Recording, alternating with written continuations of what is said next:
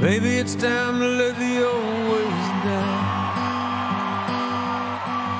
Maybe it's time to let the old ways die. Takes a lot to change, man. Hell, it takes a lot to try.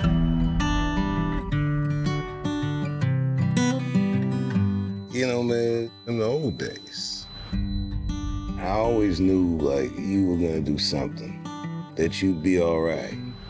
It's the first time I'm worried about you.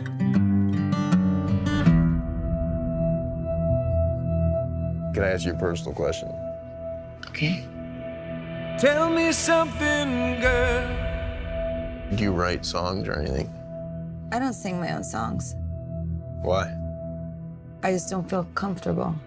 Why wouldn't you feel comfortable?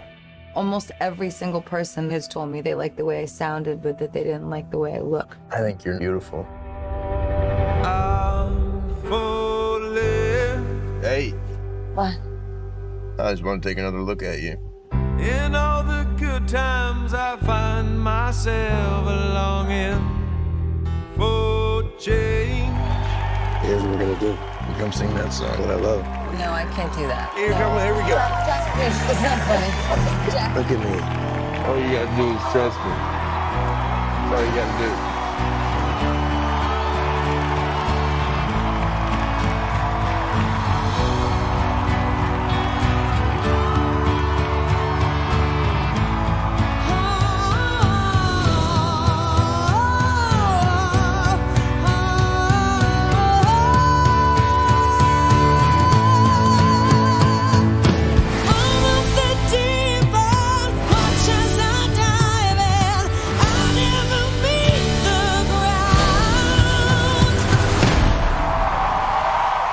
We're far from the shallow now.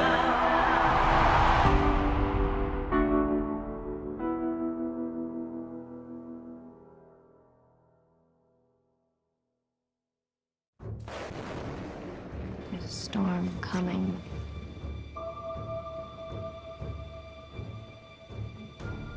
Good evening, dudes and dudettes. I trust you're doing well. Here's the deal: a movie review. A Star is Born.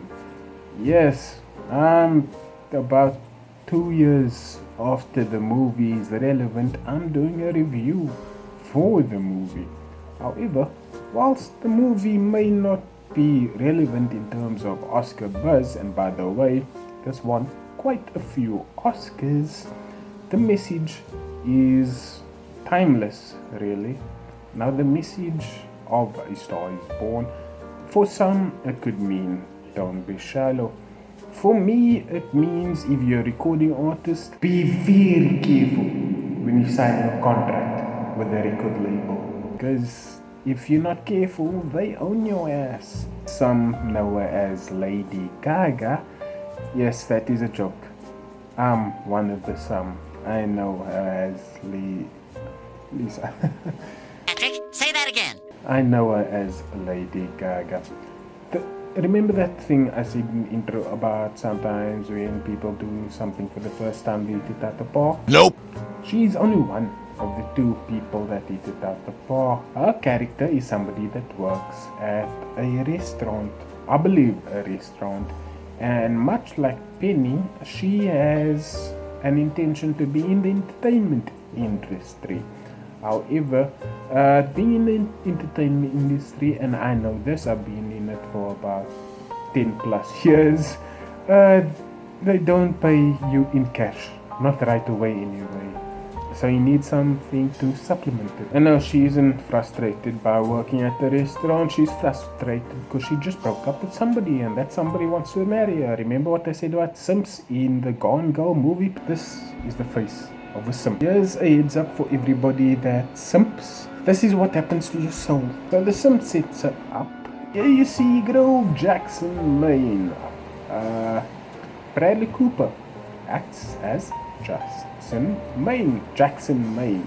And yes, this isn't the first time that anybody in the history of ever has acted as Jackson Maine. This movie goes all the way back to 1937. There has been 4 remakes. So he is a very very well off crooner and is quite successful. Now, the problem with being successful is it comes with a few vices, a few demons. And his demon is alcohol, along with prescription medication. And being a borderline alcoholic, is he really an alcoholic? He needs to get his fix as many times as he can, wherever he can. And that's where he meets Lady Gaga. Or rather, no, not Lady Gaga, Ellie. On this night, Ellie has a performance to do after a restaurant shift. And wouldn't you know it, this performance is at the very same place where Jackson Maine stops to have a drink. There's Jackson Maine. Or rather, no, there's Jackson Maine, right there. And there's Vin Diesel. Hello. How's your family? Fast forward a few steps, we learn that they get into a relationship, they are vibing. I have reservations about the characters themselves because they are both actually broken. They're actually both broken, they're not the best people in the world. While Jackson Maine is a good person, he isn't really the most stable person, and that can be two different things sometimes. So fast forward, Jackson Maine lives in the moment, so he gets Ellie to come to one of his shows. Jackson Maine during a show says, "Okay, I have an idea. You know that song that you sang to me on our first night out? Yeah, you're gonna sing it right now in front of hundreds of thousands of people." Here's a little fact. Every performance that had been done was actually to a live audience. I think a Willie Nelson concert. The flash just went away now and I'm actually seeing green. I just see green. Like this. This is how you know I'm not using a green screen. Whilst performing with Jackson Maine in his concerts, she is eyed up by a producer of a record label. And this is a producer. He says the normal stuff. You have a gift. You can do something special. Here's a whole wad of cash. Sign a contract with me and I will take you far. Yeah. Well, he does take her far in the wrong direction. And here's something else that I noticed. Much like in the surprises of the last movie, where Bradley Cooper was in Silver Linings Playbook, there were a couple of surprises. Couple characters, couple actors that I didn't think would be in this movie that are in this movie. Dave Chappelle being one of them. Eddie Griffin, Lionel. Is it Lionel? No, Lionel is somebody different. Lionel. I'll go with that, right? Correct me down below. Dave Chappelle is in this movie, and he acts as one of his friends, one of Jackson's friends, and people that struggle with substance. Their support group is probably the most important part of their lives, and Dave over here plays a very important role. So at some part of the movie, Ellie is nominated for a Grammy, and she wins the Grammy, and Jackson Maine buzzed out of his mind because he snorts prescription drugs and drinks. He is buzzed out of his mind. Ellie goes up to collect the award and he decides, okay, I'm gonna join you. And he can barely make it up the stage.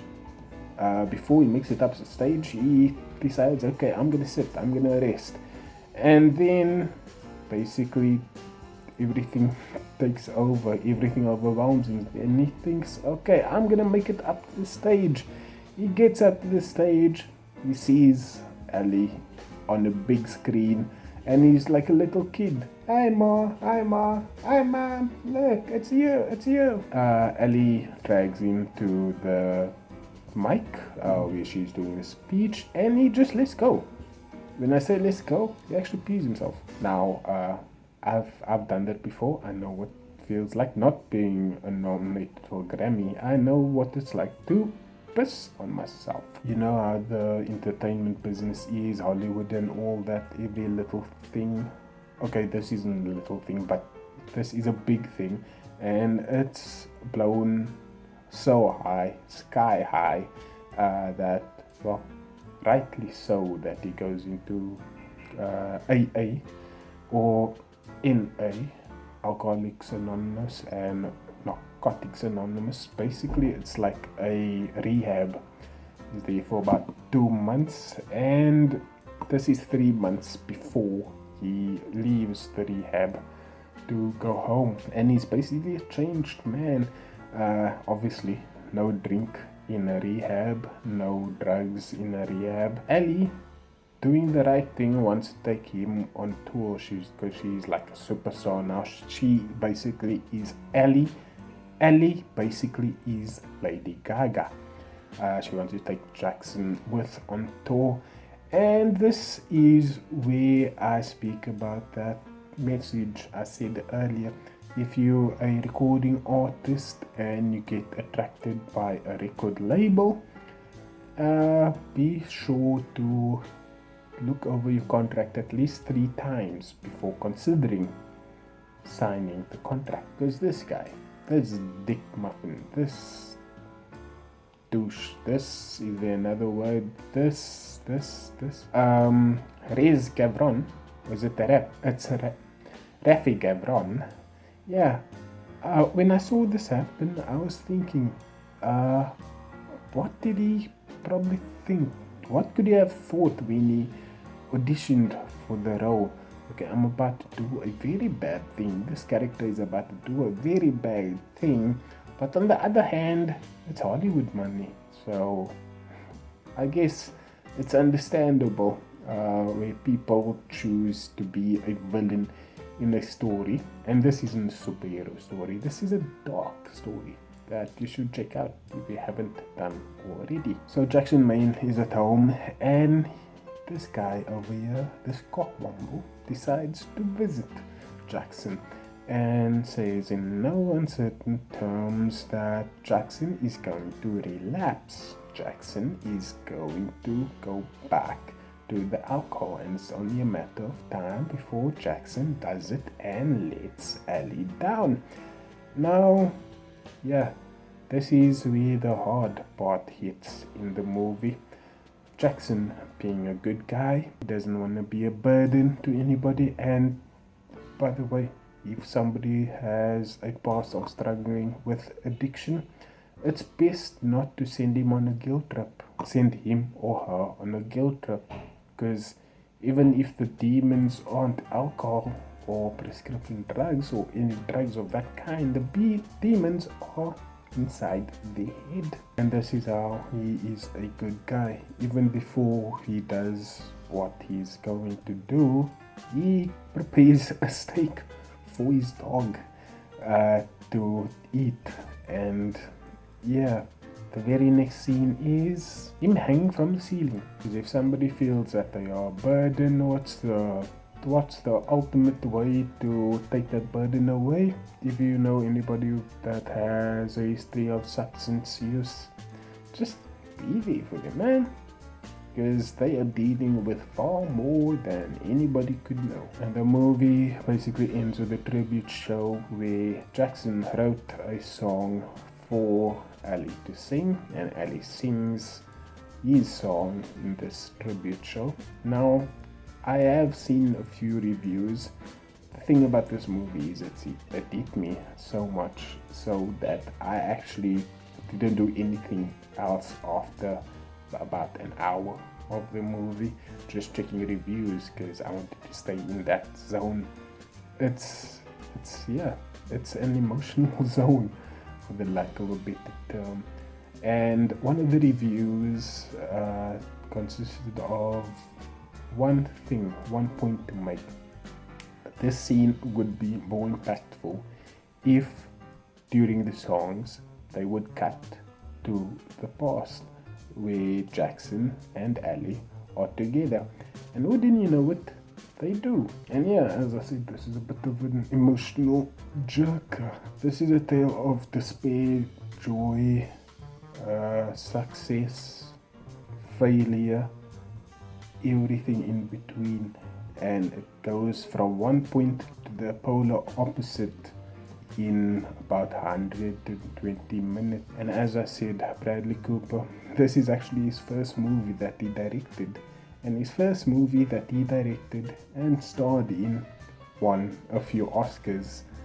Yeah, so this movie, I will leave you with this, just saying that this movie is a great experience, and this is as deep and impactful as an escape as you will likely to get on Netflix.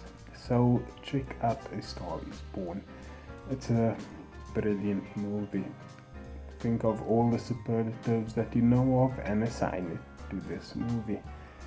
Yeah, it probably was worth a wait of about 2 years to get to watching it.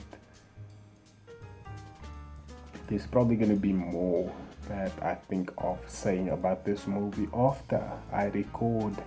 But yeah, let me know what you thought down below. And finally, thank you for making the connection. So I have only one thing to mention. Until the next video that we make, don't wait, create. Talking about Fast and Furious, where should they have didn't want to stopped? do one second movie. They were going to do a one-off blockbuster type of thing. And then he ended up buying a bunch of Fast and Furious and 3 triple X's. I'm down. You say like but you know the inside story. Wait, let me first tell you my confession. Yeah, Vin Diesel's I'm good. Fast and Furious. I'm not I just want to do blockbuster movies. But my confession is that you know the story, like he's 80.